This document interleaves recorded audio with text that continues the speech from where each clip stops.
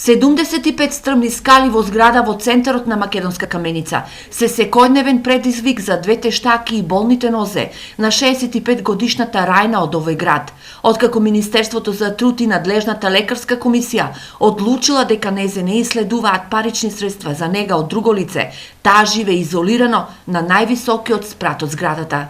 Кажано е се дека јас сум сама и дека ми треба помош, и дека сум оперирана и реоперирана. Имам операција и имплантација на колк и реимплантација на истиот колк. А болки преголеми од секогаш во спалени коски, болки те се неподносливи. Неподносливи. Ностоп.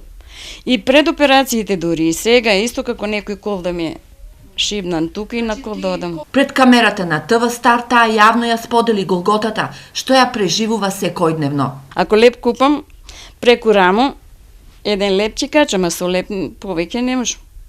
Ама, кога се качувам нагоре, ти викам, мора да има позади мен некој, зад грба и одма ја вака правам.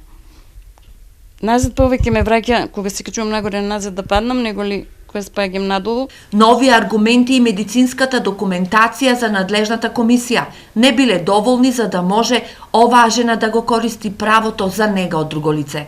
Зависна сам од придружник, за мала прошетка ради другите болести, ради шеќерот, ради остеопорозата, ради триглицериди, масноти. Мен ми треба движење. Кај да се движам?